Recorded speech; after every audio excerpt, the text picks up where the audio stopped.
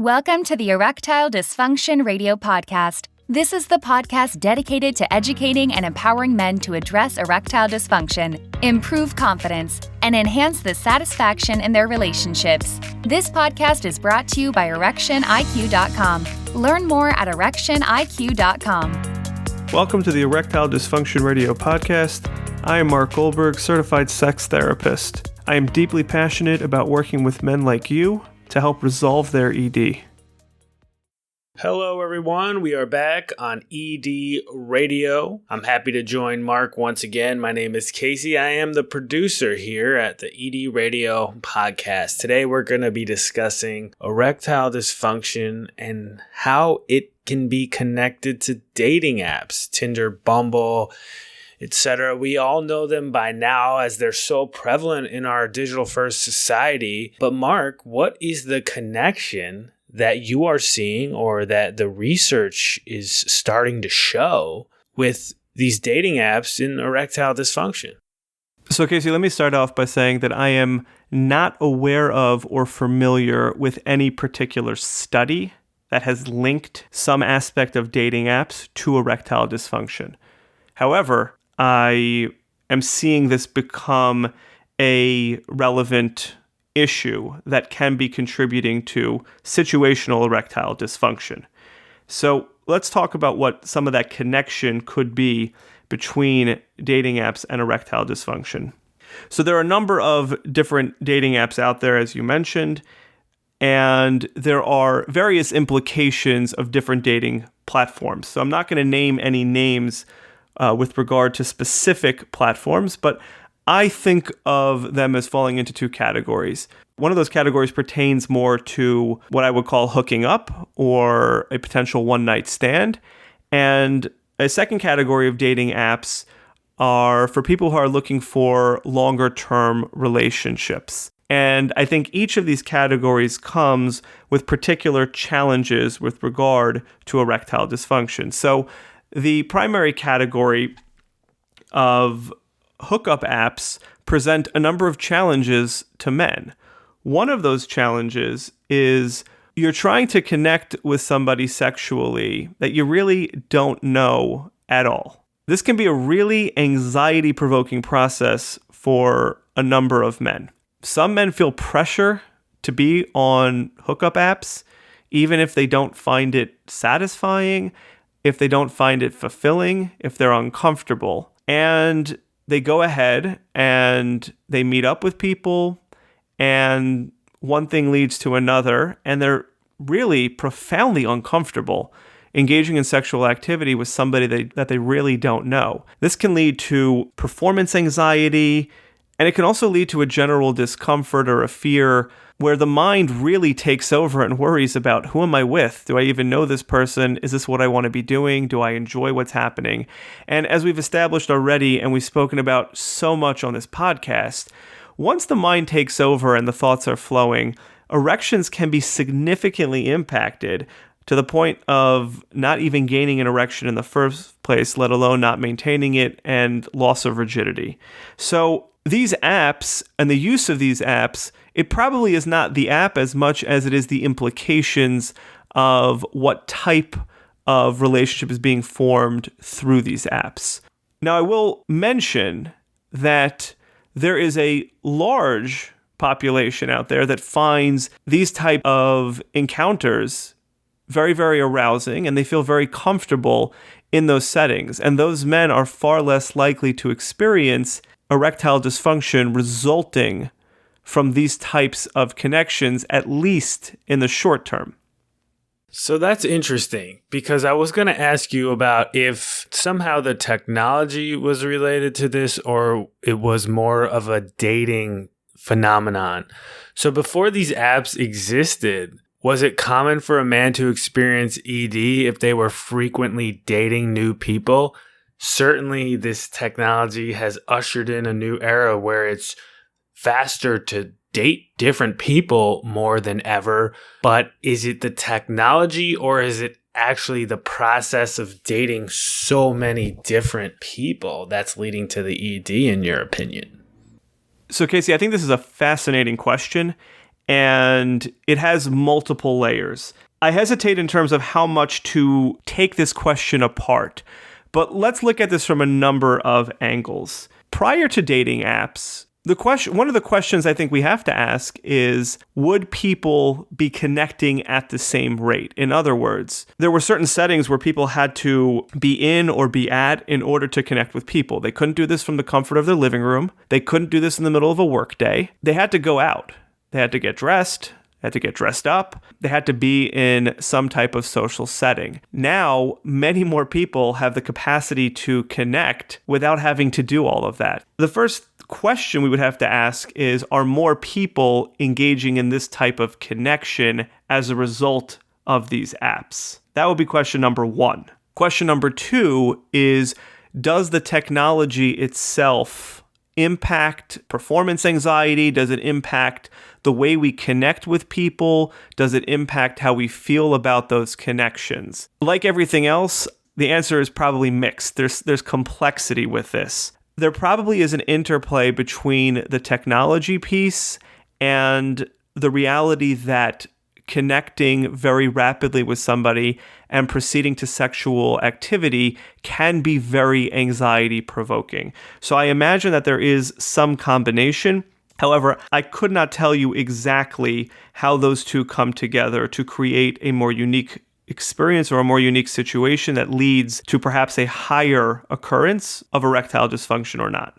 Certainly dating apps and this technology is open to people of all ages, but it does seem to be that younger people are more engaged with these apps, Tinder, Bumble. It seems more of a young person's game. Of course, there's exceptions everywhere, but pretty safe to say that dating apps are used in general by more young people.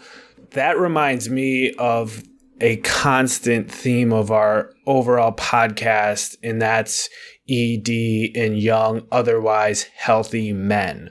So what can you remind us about the importance of education when it comes to erectile dysfunction in young, otherwise healthy men? I want to get right to that question about ED in young men, but I first want to just make note that in my experience, dating apps are being used far more commonly for men who are single.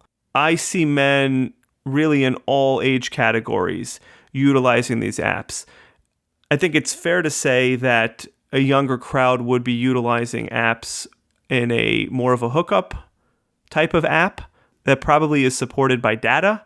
However, the use of dating apps, I think, has really become almost a way of life for anybody who is single. And these issues can impact anybody at any age. However, getting back to the question about the particular impact on young men, as we have discussed, young men seem to be more impacted primarily by the psychological factors that impact erectile dysfunction as opposed to the organic factors that impact erectile dysfunction. So younger men tend to have healthy cardiovascular systems and are far less likely to be experiencing blood flow issues stemming from long-standing cardiovascular issues or blood flow issues or whatnot, whereas older men are.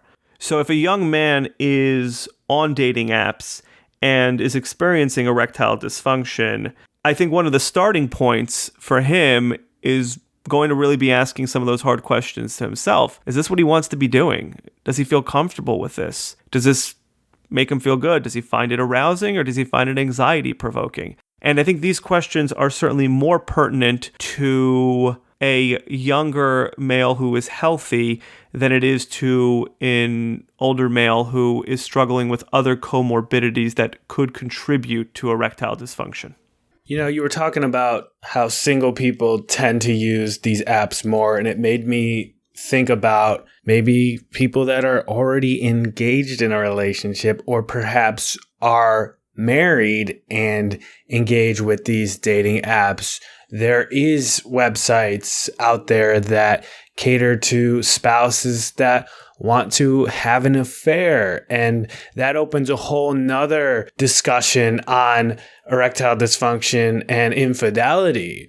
I've just got me thinking about that. Of course, that may be a different discussion for a different time, but anything quickly you want to mention about that? So I agree with you. It is a larger discussion, and you are absolutely correct that people who are in all sorts of committed relationships do utilize these apps. It does happen. And again, to varying degrees.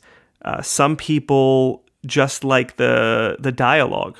Some people like to meet up with other people. There are all kinds of interests and wants and needs that people have. However, I think the topic of infidelity or affairs and erectile dysfunction really needs its own space and its own time. Absolutely. I agree with you on that. So why was this topic so important for us to discuss today? Are you seeing, as a sex therapist, as someone who is boots on the ground, talking to men every day about these types of issues, are you noticing a lot more men dealing with ED related to being on these dating apps? There certainly is an overlap. And again, I want to just be careful about correlation and causality.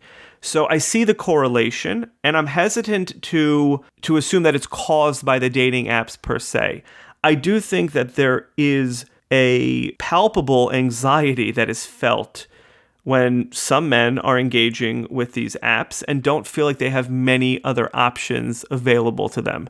Certainly during the time of this recording, we are still in the midst of a pandemic. It's hard to meet people.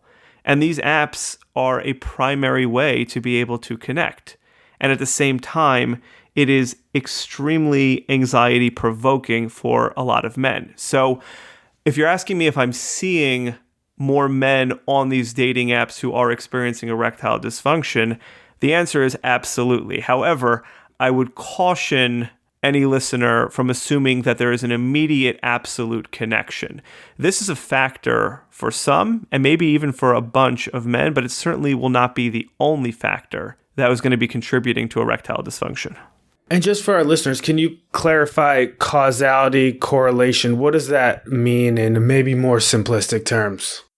Sure. So a lot of times we will see a trend or a phenomenon emerging in broader society at the same time that we are seeing a certain issue come up like erectile dysfunction. Now, the mere fact that they're happening at the same time does not mean that one is actually responsible or causing the other. So there's a general rise in use of dating apps. And like I was saying before, part of that probably has to do with the pandemic. And just because more people are on those dating apps and there is a noticeable increase in erectile dysfunction in younger men does not mean that it is because of the dating apps. There may be factors that are causing both of those to rise that are external that we just haven't readily identified. So again, I would not rush to assume that if you're experiencing erectile dysfunction and you're using a dating app, that the moment you delete it, you will have resolved your erectile dysfunction. I think that is a bit of a far stretch to make. And do you have anything else you'd like to add to this discussion before we wrap up today? Is there anything I didn't ask you about that you think might be beneficial to speak to? I think what's important is that underlying a lot of these discussions about dating apps is that people really need to get to know themselves. And if we're talking about men who are struggling with erectile dysfunction, or even men in general, I think it's important that men think about what type of connection really works for them. There can be pressure, certainly with younger men, to be on these dating apps that really don't make them comfortable. They may be looking for a long-term, secure type feeling relationship that a lot of these dating apps just don't provide, generally speaking. I think it's really important for a man to identify what type of connection makes him feel good, makes him feel comfortable. And sometimes that means not utilizing certain apps, and that means making a decision to take your life in a certain direction that ultimately is what works better for you. And I think that is probably the most important piece when it comes to dating apps, is that you don't have to be on all of them, and you don't have to be engaging in things that make you uncomfortable, because that is not going to support a healthy and robust erection process. Thanks for listening to the Erectile Dysfunction Radio Podcast. For more information on today's topic and understanding how the mind impacts erectile dysfunction, please visit erectioniq.com. That's erectioniq.com.